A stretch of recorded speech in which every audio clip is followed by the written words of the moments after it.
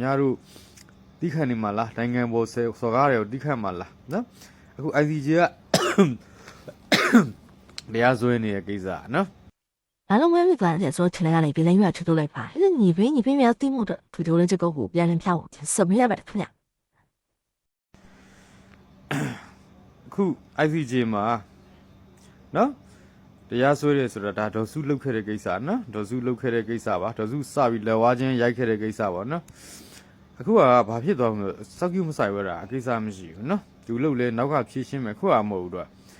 နော်ဘုံကြီးတွေပါလာပြီးစော်ကားလာပြီးဆိုတော့ခါတော့မြတ်ကျုပ်ရင်တွေကပြောကျုပ်ကဗုဒ္ဓဘောမ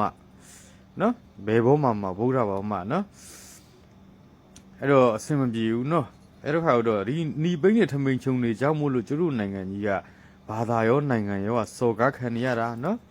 အဲ့နီပိန်းတွေကလည်းဘာသာစော်ကားခံရလဲ easy ပဲနော်ပြောရင်တော့သူတို့ဒီဘာသာမဲ့တွေဖြစ်သွားပြီနီပိန်းတွေတကယ်ပြောဗုဒ္ဓဘာသာမဟုတ်တော့နော်ကျုပ်ကအဲ့လိုပဲမြင်တော့လားနော်တကယ်လည်းမဟုတ်တော့ပါဘူးနော်အဲ့ခါတော့ဒီဗုဒ္ဓဘာသာကိုစော်ကားနေကြတဲ့အပေါ်ကိုခင်ဗျားတို့တိခတ်နေမှာလားနိုင်ငံပေါ်စော်ကားတွေကိုတိခတ်မှာလားနော်အခု ICJ ကတရားစွဲနေတဲ့ကိစ္စနော်ခင်ဗျာဒေါ်စုလက်ထက်ကဒေါ်စုကိုတရားစွဲခဲ့တာအဲ့ဒါစစ်တပ်ကိုအခုမြောက်လိုင်ခေတ်ကြမှာတရားစွဲတာမဟုတ်ဘူးနော်ဒေါ်စုလက်ထက်မှာတရားစွဲခဲ့တာပြောရင်ဒေါ်စုနဲ့လက်ဝါချင်းရိုက်လှုပ်ခဲ့တဲ့ကိစ္စပေါ့နော်ပြောရင်တော့စစ်တပ်ကိုအဲ့လိုမျိုး ICJ ကနေဖမ်းပြီးထောင်ထဲထဲပေါ့ဘာညာကြီးကမင်းအောင်လိုင်ဘာညာဆိုလှုပ်တာတကယ်တော့အခုလက်တွေ့တော့ဒေါ်စုပဲထောင်ထဲမှာနင်းနေရတာပါပဲပြောချင်တာကဝို့ဆိုတော့မကြပါဘူးเนาะအဲ့တော့ခါတော့ခင်ဗျားတို့ကျွန်တော်ပြောချင်တာဗုဒ္ဓဘာသာအမိခံနေတဲ့လူလေးတွေ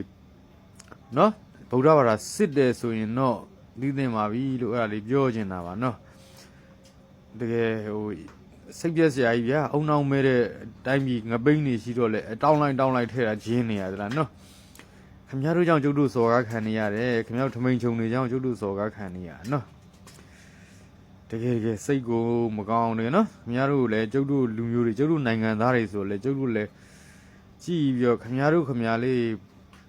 ဒီလိုနဲ့ပဲလစ်တော့မှာဟဲ့လားနော်ဒီလိုနဲ့ပဲလစ်တော့မှာ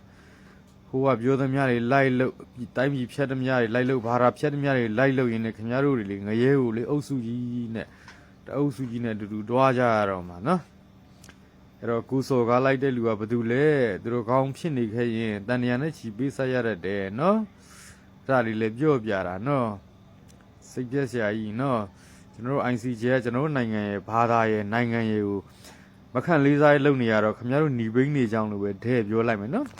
ခမများတို့หนีပိန်းနေကြောင်းလို့ပဲတဲ့ပြောပြမယ်ကျန်တဲ့မြန်မာနိုင်ငံတခြားဘာသာဝင်တွေမပြောခမများတို့ဗမာหนีပိန်းနေကြောင်းလို့ပဲပြောမယ်နော်